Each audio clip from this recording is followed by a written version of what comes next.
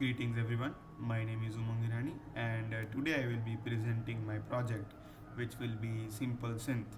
It is basically an audio synthesizer which is made using the Juice C++ framework. So you might ask, what is an audio synthesizer? An audio synthesizer is basically anything that generates a sound on its own and has the capabilities or has the functionalities to shape the sound further, and this is what we can call a synth. It's my voice that is speaking as of now. It's even the doorbell in your own house. It's generating a sound. That means it has an oscillator, and it's already pre-configured with some or the other settings to generate a specific tone or a specific sound. So let's get into what a synth actually looks like and what is its analogy. So a synth's anatomy. If we fully destructure, or I would say dissect the synthesizer, it would mainly boil down to these few things. First will be the oscillator. The oscillator is what exactly generates the sound. It's the sound source. In many synthesizers, there is a sampler, there is an additive synthesizer, but this is a kind of subtractive synthesizer in which we create a very rich or harmonic waveform, and we further shape the sound by subtracting something from the original sound. So this is what an oscillator looks like. Basically, you have the choice to pick the different kind of waveforms that you have, and also the choice to pitch the sound up an octave or down an octave, pitch the sound up a semitone or a down a semitone, and also you have a noise oscillator. So if you want to bring in some of the analog tones, then you also have the noise oscillator. Then you have the envelope. The envelope basically is responsible for shaping the amplitude of the sound, or you can say how the sound responds to the MIDI trigger. So let me clearly demonstrate it to you so it would be better. Yes. So I hope that's visible to you. And this is the exact synth that I have made, and it is currently hooked up to my MIDI keyboard. And as you can see, this is the oscillator. So if I play any note, you can see some sound is playing, and that is the sine wave. So we can also switch to the square wave and also to the saw wave. And we also have the functionality to adjust the oscillator amplitude. We can also add some of the noise. We can completely even isolate the noise, but that is somewhat unwanted, so let's just keep it down to a realistic value. The attack, decay, sustain, release, as I mentioned, are the envelopes that basically shape the sound. So if I keep the attack very low and the release very high and decay and sustain to a little bit value, then we get somewhat of a tone that resembles a doorbell. But I'm not sure if that really sounds like a doorbell in every house. Then we have the filter. The filter basically is involved shaping the frequency part of the sound. So we have the frequency slider, or you can see the cutoff slider. As of now, I am having a low pass filter. So you can see how the filter is shaping the sound. And there is the resonance,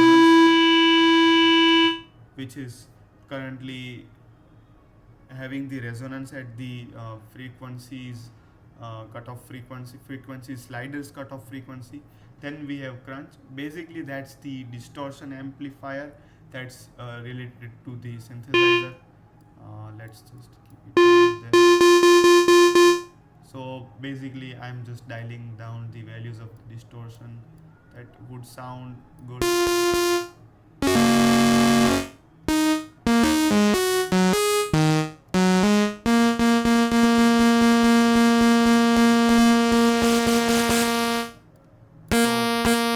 So as you can see, it really gives a distorted vibes, almost similar to what you can say an electric guitar with a distortion amplifier attached to it.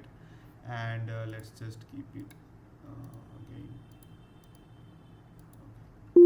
Okay, so we are back to our initial preset. Let me again introduce to the preset manager also. So at the top we have the preset manager, by which we can also set the I would say load the already preset values, and also we can save some of the values if we are having.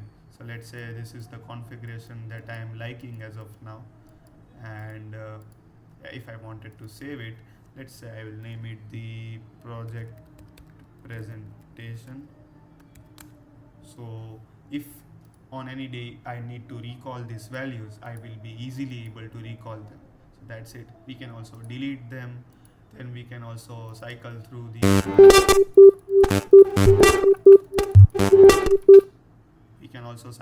values. Then we have the chorus. So let's say we are having this preset. So the chorus kind of gives a phaser or the flanger type of effect, which will basically affect the phase of the incoming sound. And we also have the different kind of modulation parameters such as the depth, detune, and the stereo field of the wet signal. As of now, it's at 0% mix, so we are completely listening the dry signal. Then we are having, as you can see, it drastically affects the sound. Then we are having the reverb. Reverb basically gives a sound of the echo.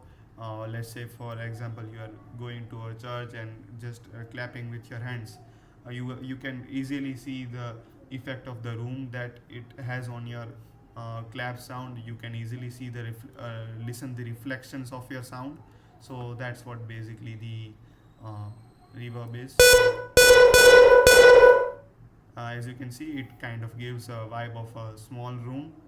We can increase the room size. So that's what I was talking about. We can easily simulate the effect of it, our sound being played in a very big room, or a very small room also.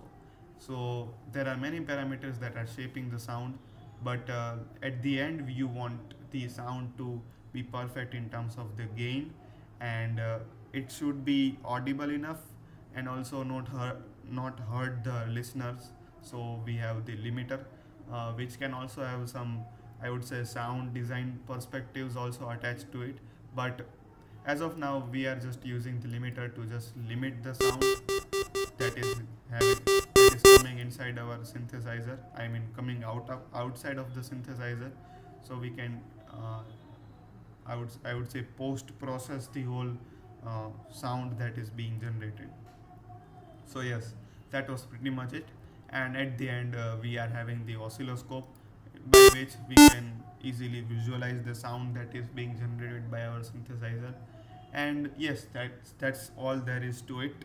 And if you are interested in the coding aspect of it, uh, let me just hook you up with the code. So basically, this is all made using the C++ framework, which is JUC, or also pronounced as JUICE. And uh, this is what the anatomy of the code looks like. Um, Basically, we have the two kind of files that are mainly involved. First is the um, plugin editor, which will have all the visual components, and then we have the plugin processor, which will basically have all the processing related things attached to it. And then we have the synth voice, which is having everything related to the voice of our synthesizer. So every parameters that we just talked about, the distortion, the chorus, the reverb, the limiter, everything that you see, I mean everything you listen, was a part of that. So I guess that was it, and I did the live demo already. So thank you, and